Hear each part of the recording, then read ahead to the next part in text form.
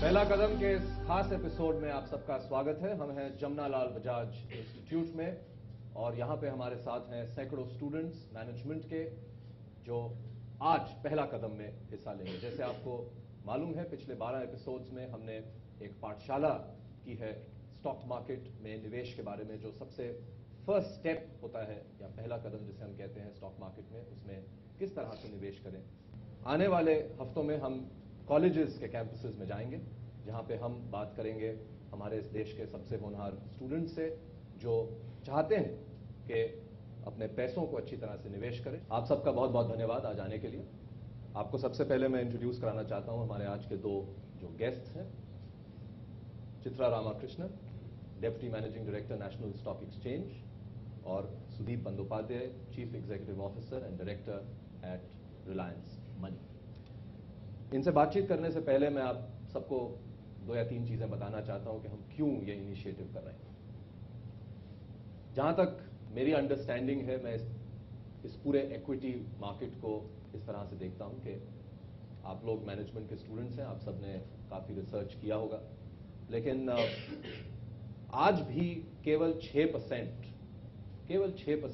जो house hold savings हैं हमारे इस देश की, वो इक्विटी मार्केट में जा रही हैं किसी ना किसी तरीके से, चाहे डायरेक्ट हो, चाहे म्यूचुअल फंड्स के थ्रू हो, चाहे यूलिप्स के थ्रू हो, लेकिन केवल 6%।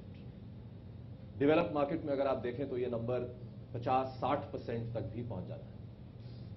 एक बात तय है कि लंबी अवधि में अगर आप देखें 15 साल, 18 साल, 20 साल, 25 साल, तो इक्विटी से ज्यादा रिटर्न्स कोई और इंस्ट्रूमेंट ने नहीं दिया।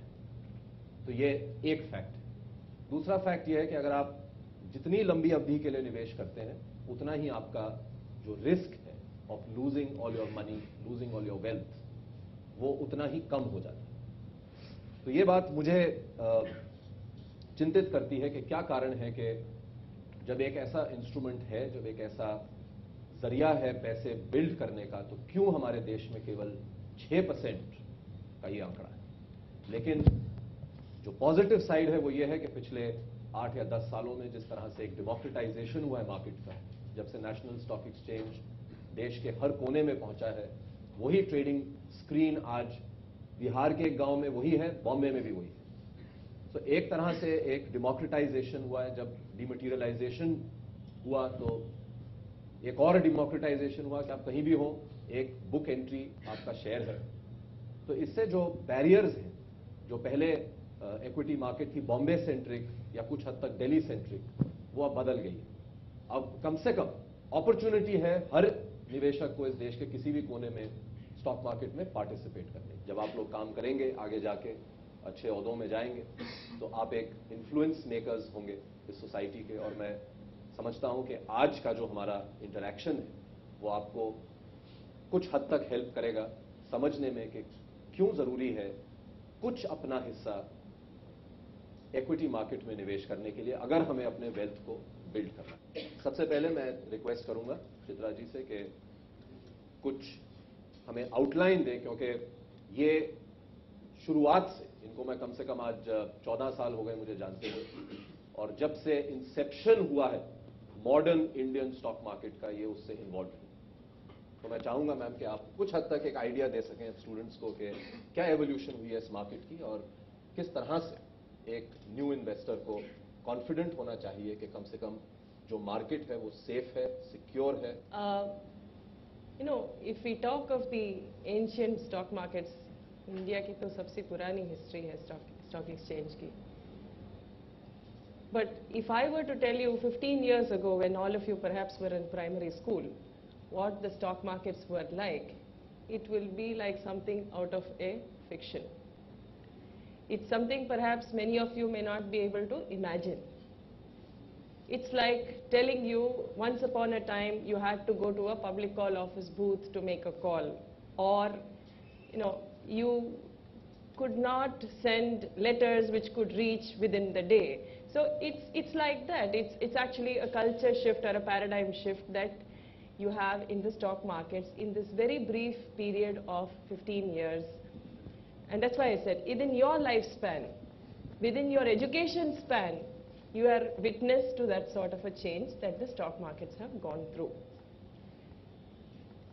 Today, India can be very proud of one of the most modern, transparent, and efficient stock markets in the world.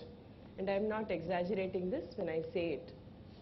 India, in fact, last week on a particular day, India did the largest number of transactions in the world on a single day. So our stock markets have really come of age.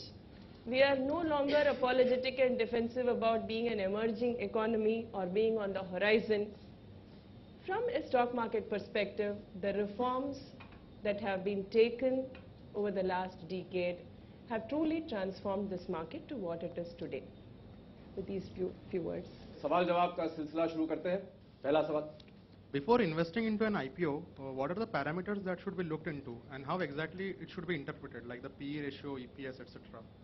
And another question was, for depending on an age of an investor, what should be an ideal debt to equity ratio, like 50-50 or 75-25? पहला बात तो ये है कि हमको ये ध्यान में रखना होगा कि आईपीओ कौन सा कंपनी का है.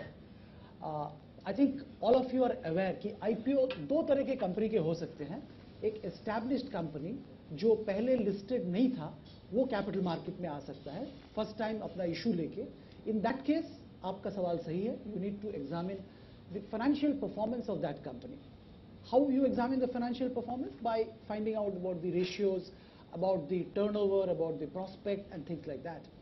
Whereas there's another class of companies which is going to set up their operations and they want to come to the market to raise money.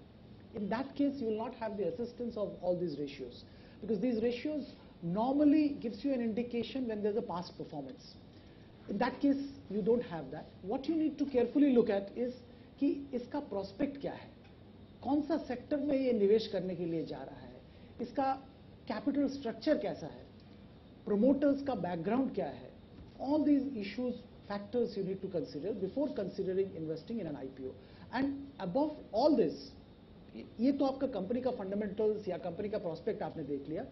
I think most important thing is क्या भाव में वो issue ला रहा है. एक चीज 10 रुपए में अच्छा है बट वो अगर 100 रुपए में बिक रहा है आप नहीं लेंगे ना. तो आपको डेफिनेटली ये मालूम करना होगा कि जो प्राइस में आईपीओ आ रहा है वो प्राइस सही है या नहीं है. All these things you have to keep in mind before investing in an IPO. Your second question I will take also. You ask कि क्या ideal debt equity ratio है. I think what you trying to understand is कितना debt securities में invest करना चाहिए, कितना equity और equity related products में invest करना चाहिए, और इसका कोई age के ऊपर कोई depend